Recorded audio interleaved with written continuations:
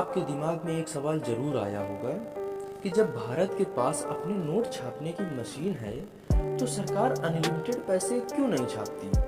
सरकार खूब सारे नोट छापकर सबको अमीर क्यों नहीं बना देती। इससे देश की गरीबी मिट जाएगी, ना कोई बेरोजगारी रहेगी और ना कोई भूखे पेट सोएगा, ना कोई भीख मांगेगा। लेकिन सरकार ऐसा क्यों नहीं करती। इस सवाल का जवाब जानने से पहले हमें एक फार्मूला को समझना होगा, और फार्मूला ये है कि किसी भी देश में बनने वाली गुड्स एंड सर्विस यानी सामान और सेवा की कीमत उस देश की प्रेजेंट करेंसी के बराबर होती है। यानी किसी भी देश में जो सामान की कीमत होती है वो उस देश में प्रेजेंट करेंसी के बराबर होती है। चलिए इस बात को हम एक उदाहरण से समझ लेते हैं। मान लीजिए सरकार ने खूब सारे पैसे छाप दिए और सबके पास अब लाखों करोड़ों रुपए आ गए हैं। तो अब मार्केट में एक टूथपेस्ट खरीदे जाएंगे जिसकी कीमत पहले 50 रुपए थी। वो दुकानदार उस टूथपेस्ट को 50 रुपए में क्यों देगा, जहां वो उस पर पहले 5 रुपए बचा रहा था।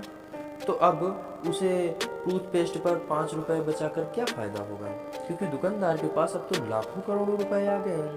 तो इसलिए वो दुकानदार उस टूथपेस्ट की कीमत कई गुना बढ़ा देगा।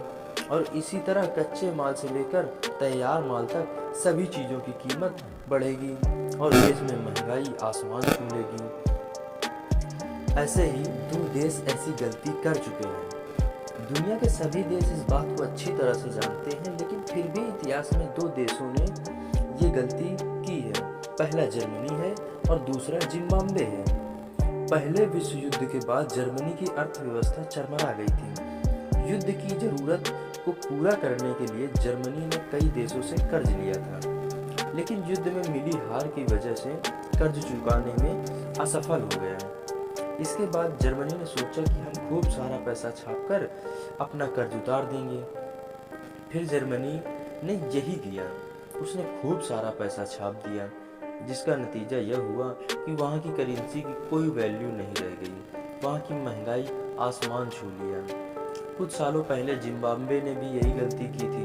जिम्बाब्वे ने बहुत सारे नोट छाप दिए थे, जिसका नतीजा यह हुआ कि वहाँ की करेंसी का डिवैल्यूएशन हो गया, यानी करेंसी की कीमत कम हो गई और वहाँ के सामान की कीमत काफ़ी हद तक बढ़ गई थी, जिससे वहाँ के लोगों को ब्रेड और अंडे जैसी चीज़ें खरीदने के लिए भी बैग भर के नोट देने पड़ते थे। अब आप समझिए, आप समझ गए होंगे कि जितने ज़्यादा नोट छापेंगे उतना ही ज़्यादा महंगाई बढ़ेगी। ऐसा करने पर उस देश का आसमान छूता स्टॉक मार्केट भी ज़मीन पर आ गिरेगा। करेंसी जिसे हम यूज करते हैं उसकी कोई वैल्यू नहीं होगी। हमारे देश भारत की बात करें तो रिजर्व बैंक ऑफ इंडिया तय करती है कि कब और कितनी करेंसी प्रिंट करनी है। भारत सरकार पहले 1 रुपए का नोट छापती थी, लेकिन अब सभी note reserve bank of India छापती है। तब आपको इस विषय के बारे में काफ़ी कुछ जानकारी मिल गई होगी। आपको पता चल गया होगा कि सरकार खूब सारे नोट छापकर सबको अमीर क्यों नहीं बनाती है।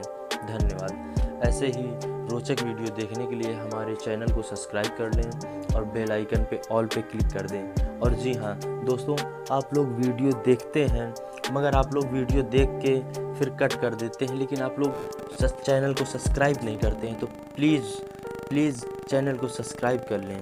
धन्यवाद।